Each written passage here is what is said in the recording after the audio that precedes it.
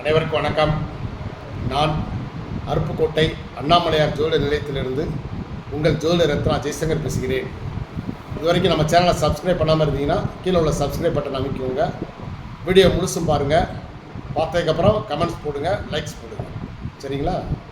இன்றைக்கி நம்ம என்ன முக்கியமான ஒரு இது பார்க்க போகிறோம். என்னென்னா, கிரகங்களுடைய ஸ்தான பலங்கள். என்ன பலம், ராசிகளாக இருக்கட்டும், கிரகங்களாக இருக்கட்டும், எந்த ராசி கட்டத்தில் கிரகங்கள் அமர்ந்தால் நல்ல பலம் அப்படின்னு பார்க்க போகிறோம். ஸ்தான பலம். இப்போ கிரகங்களுடைய ஸ்தான பலத்தை நம்ம ஒரு 4-5 வகையாக பிரிச்சுக்கலாம். ஒன்று திரிகோண ஸ்தானம், 2 கேந்திரஸ்தானம், 3 பணபரஸ்தானம், 4 உபஜயஸ்தானம், 5 மறைவு ஸ்தானம். இந்த மாதிரி 5 வகையாக நம்ம கேந்திர அந்த ஸ்தான பலங்களை 5 வகையாக பிரிச்சுக்கலாம். ஃபஸ்ட்டு திரிகோண ஸ்தானம் அப்படின்னா இதற்கு ரொம்ப மிக அடிப்படை. ஏன்னா ஒரு ஜாதகர் பிறக்கவுமே அவர் பூர்வ ஜென்ம கர்ம வினைகளின் படி தான் அவருடைய வாழ்க்கை முழுவதும் தீர்மானிக்கப்படுது. இது இந்த 5 ஸ்தான பலத்தில் நிற்கிற கிரகங்களை வச்சு தான் தீர்மானிக்கப்படுது. அப்போ 5மே முக்கியமான ஸ்தானங்கள் தான். அப்போ முதல் பார்க்க போகிறது திரிகோண ஸ்தானம். லக்கணத்திலிருந்து 1, 5, 9 இந்த 3 கட்டங்களில் இருக்கக்கூடிய கிரகங்களும் அது எந்த ராசியாக வருகிறதோ இதுவும் தான் அந்த திரிகோண ஸ்தானம் அப்படின்னு நம்ம சொல்கிறோம். ஒரு ஜாதகருடைய என்னென்ன தீர்மானிக்குன்னா, ஜாதகர் வாங்கி வந்த அவர் போன ஜென்மத்தில் பண்ணிய கர்ம வினைகளின் படி சொல்லக்கூடியது 1ஆம் பாவம். ஏன்னா திரிகோணஸ்தானம்ங்கிறது 1, 5, 9. 5ங்கிறது நம்ம பூர்வ புண்ணியஸ்தானம். பூர்வ புண்ணியஸ்தானம். அப்போ நம்ம பூர்வ புண்ணியத்தில் நம்ம முன்னோர்கள் செய்த அந்த கர்ம வினைகளின்படி நம்ம அனுபவிக்க போகிற சில வினைகள் நமக்கு இந்த 5ஆம் பாவன் மூலமாக நமக்கு கிடைக்கும். 9 முன்னோர்கள் செய்த பாக்கியம். நல்லது செஞ்சுருந்தாங்கன்னா அப்போ நம்மளும் நல்லா இருப்போம், நம்ம பிள்ளைகளும் நல்லா இருப்போம். ஸோ இதை சொல்கிறது தான். ஏன்னா அது பாக்கியஸ்தானம். அப்போ 1, 5, 9 இது திரிகோணஸ்தானம். சரிங்களா? அடுத்தது கேந்திரஸ்தானம்ங்கிறது 1, 4, 7, 10 லக்கணத்திலிருந்து. லக்கணம் தான் 1, அதிலிருந்து 4வது ஸ்தானம், 7வது ஸ்தானம், 10வது ஸ்தானம். இது நம்ம இந்த பிறவியில் நம்ம செய்யக்கூடிய கர்மாக்கள் என்ன அப்படிங்கிற மாதிரி இந்த 1, 4, 7, 10 கேந்திர கோணங்கள். இந்த கேந்திர ஸ்தானத்தில் 1 ஜாதகர் பூர்வ ஜென்ம அந்த கர்ம வினைகள் என்பதை அனுபவிக்கிறார். 4ஆம் இடம் தாயார் ஸ்தானம். அப்போ நம்ம தாய் வழி முன்னோர்கள் அவங்க செய்த அந்த கர்ம வினைகளின் படி நாம் இந்த ஜென்மத்தில் அனுபவிக்கக்கூடிய பல விஷயங்களை அந்த 4ஆம் இடம் குறிப்பிட்டோம். அதனால் அது 4. 7 என்பது தாய்க்கு அடுத்து தாரம். அப்போ மனைவி முக்கியமான இடத்த வைக்கிறாங்க. ஸோ அதனால் அந்த 7ஆம் இடம். 10 என்பது தொழில். நம்ம என்ன தொழில் செய்கிறோம், நேர்மையாக செய்கிறோமா இல்லை இல்லீகலாக பண்ணுறோமா.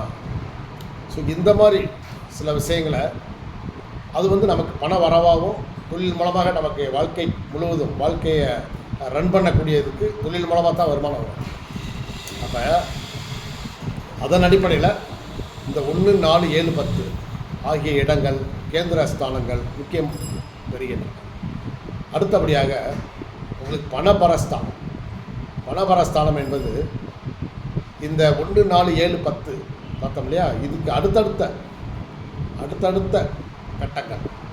அதாவது 2, 5 சரிங்களா, 8, 11. 2, 5, 8, 11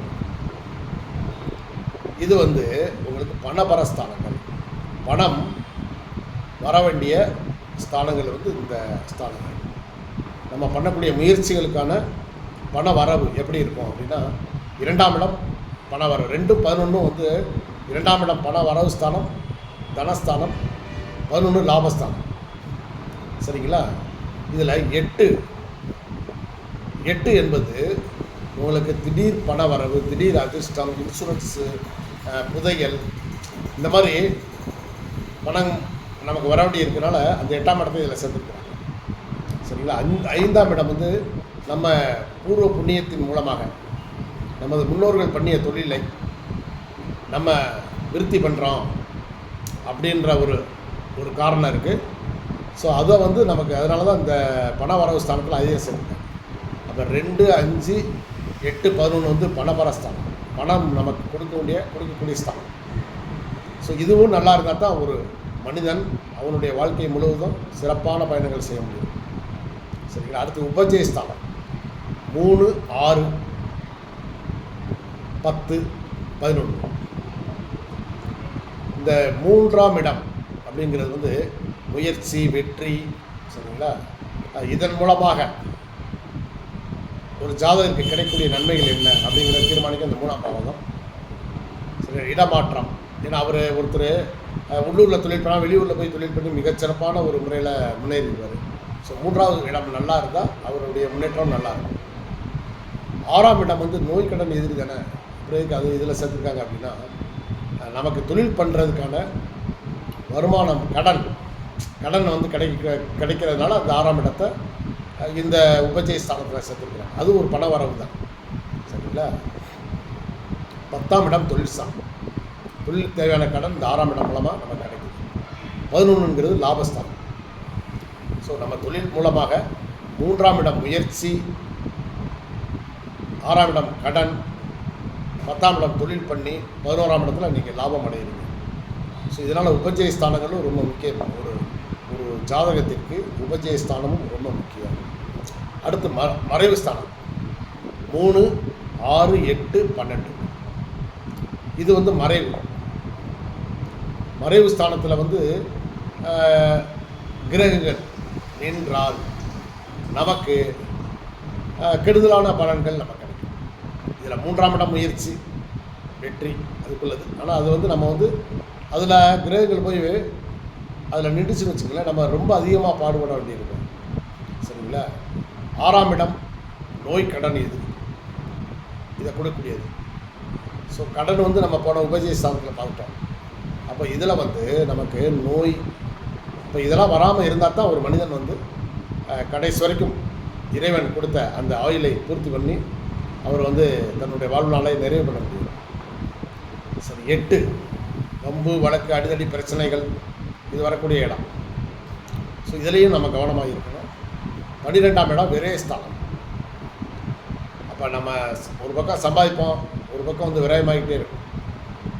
அப்போ இதெல்லாம் இருந்தால் தான் 12ஆம் இடம் வந்து ஒரு நிம்மதியான தூக்கம் எல்லாம் வரும். ஒரு மனிதனுக்கு வந்து முக்கியமான சில விஷயங்கள் என்னென்னா 3, 6, 8, 12 இதில் போய் நல்ல கிரகங்கள் போய் உட்காந்துருக்கூடாது. கெட்ட கிரகங்கள் இந்த மறைவு ஸ்தானத்தில் இருந்தால் நல்லது. நல்ல கிரகங்கள் என்பது குரு, சரிங்களா, சுக்கிரன், புதன், தனித்த புதன், அதே மாதிரி வளர்வரை சந்திரன். கெட்ட கிரகங்கள் என்பது செவ்வாய், சனி, ராகு, கேது. இவங்க வந்து இந்த உபஜய ஸ்தானத்திலையும் இந்த மறைவு ஸ்தானத்தில் இருந்தால் அந்த ஜாதகருக்கு மிகப்பெரிய நன்மைகள் கிடைக்கும். நல்ல கிரகங்கள் இந்த இடத்துல நிற்கும்போது 3, 6, 8, 12 மறைவு ஸ்தானத்தில் நிற்கும்போது வக்ரமாயிட்டா மிகப்பெரிய யோகம் கிடைக்கும், அல்லது நீசமாயிட்டாலும் மிகப்பெரிய யோகம் கிடைக்கும். சரிங்களா?